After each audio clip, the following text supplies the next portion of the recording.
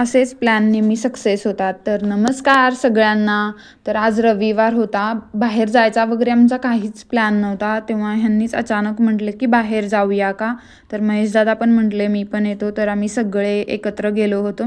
इथंच जवळ असणाऱ्या गगनजीच्या टिल्याला गेलो होतो.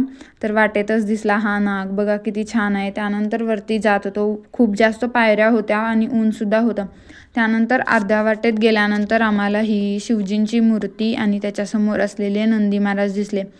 खूप आकर्षित अशी ही मूर्ती होती. तिथंच काही वेळ आम्ही थांबलो, काही फोटोज काढले आणि नंतर मग आम्ही वरती जायसाठी निघालो. खूप छान होती ही मूर्ती.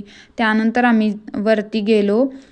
जास्त पायऱ्या होत्या आणि ते इतकं काही वाटलं नाही सगळे एकत्र असल्यामुळे. नंतर आम्ही गेलो मंदिराकडे. मंदिरसुद्धा खूप जास्त आकर्षित असं होतं. किती छान असं तिथं कोरलेलं काम होतं. त्यानंतर असं आजूबाजूचा परिसर सगळा प्रसन्न करणारा होता. साईडला सगळी झाडे. त्यानंतर मंदिरात गेल्यावर स्टार्टिंगलाच गणेशजींचं दर्शन घेतलं. नंतर गेलो होतो आम्ही हनुमानजींचं दर्शन घ्यायला. इथं समोरच होतं ते सुद्धा. खूप छान अशा मूर्त्या होत्या इथं. त्यानंतर माताजींचं दर्शन घेतलं.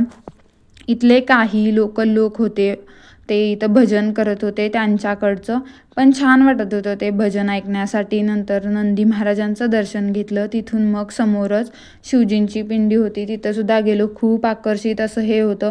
इथं काही वेळ दर्शन घेऊन थांबलो 5-10 मिनटं. नंतर आम्ही गेलो होतो बाहेर. बाहेर एक पेड होतं. त्याला इकडचे लोक बहुतेक मन्नत मागून धागा वगैरे गुंडाळत असतील. त्यानंतर बाहेर बघू शकता किती प्रसन्न असा हा परिसर आहे. तिथंच बाजूला एक गार्डन होतं. तिथं पिंपळाच्या झाडाला झुला बांधला होता. तिथं मी झुला खेळले काही वेळ. नंतर शिवांशला काही खेळणं घेतलं. नंतर तिथंच महाप्रसाद होता तो करून मग आम्ही घरी आलो. खूप छान अशी ट्रिप झाली. तुम्हाला व्हिडिओ आवडल्यास एक लाईक नक्की करा आणि